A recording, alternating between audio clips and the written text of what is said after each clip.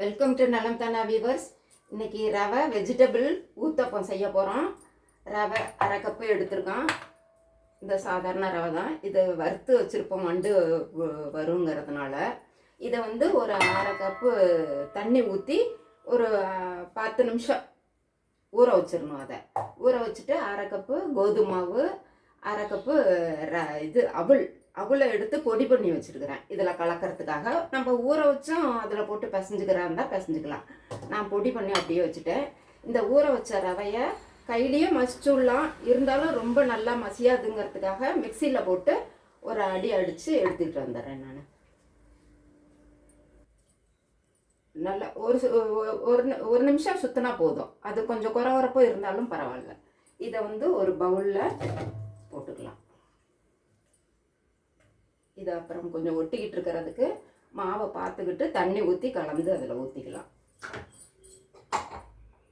இதில் கோதுமை மாவு அரை கப்பு, இந்த அவுள் சொன்னனே அது அரை கப்பு, இதில் கேரட்டு நமக்கு வேணுங்கிற அளவு டேஸ்ட்டுக்கு தகுந்தாப்புல இது மாதிரி கழுவி தோலை சீவி துருவி போட்டுக்கணும். குடமிளகா ஒரு 1/4 குடமிளகா போட்டிருக்கேன். அவங்க டேஸ்ட்டுக்கு தகுந்தாப்புல இதை போட்டுக்கலாம். பச்சை மிளகா 1 காரம் இல்லாதது, இது 1 அரிஞ்சு போட்டிருக்கேன். இதில் இஞ்சி நல்லா துருவி வச்சுருக்கிறது, இது மிளகாய் பொடி, கொஞ்சம் கரம் மசாலா, ஜீரகம் முழுசாக போட்டுக்கிறாஇருந்தாலும் போட்டுக்கலாம்.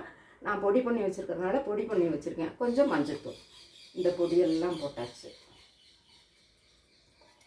அதுக்கப்புறம் கொஞ்சம் வெங்காயம், தக்காளி நல்லா பொடியாக அரிஞ்சு போட்டுக்கணும். கொத்தமல்லி, கொஞ்சம் புதினா, வெறும் கொத்தமல்லி கூட போதும். புதினா கொஞ்சம் நல்லா வாசமாக இருக்கும், செரிமானத்துக்கும் நல்லது. உப்பு,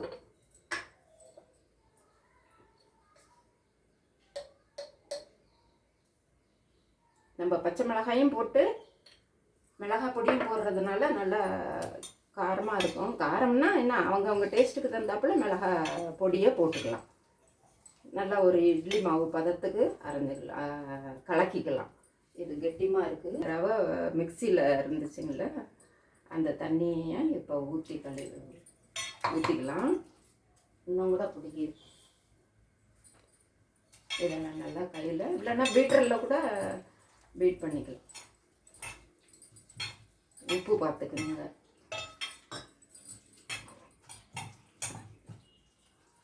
நல்லா ரொம்ப தண்ணி மாதிரி இருக்கக்கூடாது.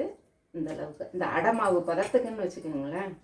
அடை மாவு பதத்துக்கு இப்போ நம்ம அடை மாதிரி தான் செய்ய போகிறோம். இந்த நல்லா கலர்ஃபுல்லாக இருக்குது பாருங்க. அவ்வளோதான்.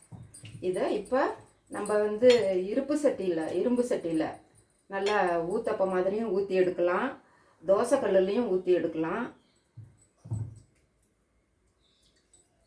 அவ்வளோதான். இப்போ சரியாக இருக்கும். கரண்டி எடுத்துகிட்டு வந்து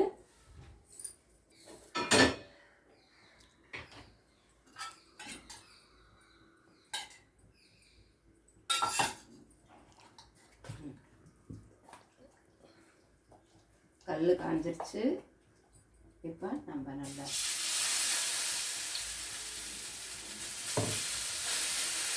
நமக்கு வேணுங்கிற சைஸுக்கு நல்லா பெரிய ஒரு புளிக்கரண்டி எடுத்து ஊற்றி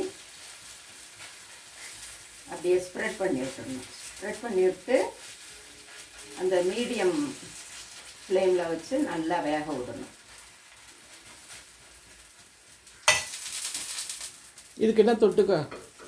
இதுக்கு தொட்டுக்கிறதுக்கு கத்திரிக்காய் பீக்கிங்காய் பொட்ஸு, அது வெங்காய சட்னி, தேங்காய் சட்னி, இது எல்லாமே நல்லா இருக்கும். நான் இன்னைக்கு செஞ்சுருக்கிறது கொசு செஞ்சுருக்கேன். அது கொசையும் இப்போ காமிக்கிறேன். அது வேகிறதுக்குள்ள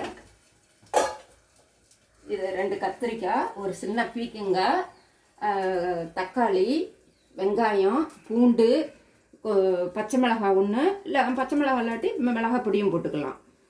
இதெல்லாம் போட்டு உப்பு, மஞ்சத்தூள் இதெல்லாம் போட்டு, வெங்காயமும் இதுலேயே போட்டிருக்கேன்.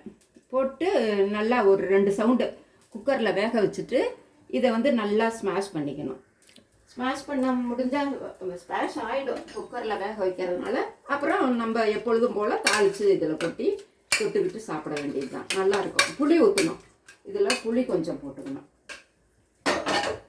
அந்த புளிப்புக்கு நல்லா இருக்கும்.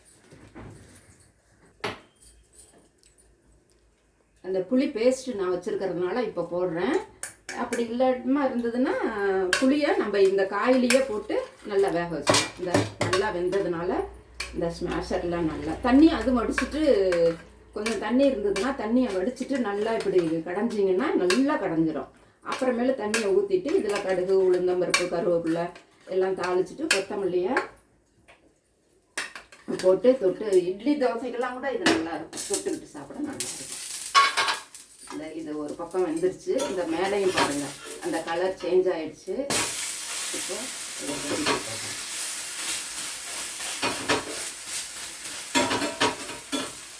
இப்போ இந்த பக்கம் ஒரு நிமிஷம் போட்டுட்டு நல்லா வேக வச்சு எடுத்து அதை தொட்டு சாப்பிடலாம். நல்லா ஹெல்த்தியான டயட் தான். அவள் ஒரு வேணும்னா அவள் இல்லாமல் இருந்துச்சுன்னா கூட அரிசி மாவு கூட ஒரு ஸ்பூன் கலந்துக்கலாம்.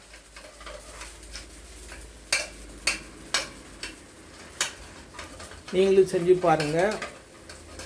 நலம்தானா சேனலுக்கு சப்ஸ்கிரைப் பண்ணுங்கள். பெல் பட்டனை மறக்காமல் அமுக்குங்க.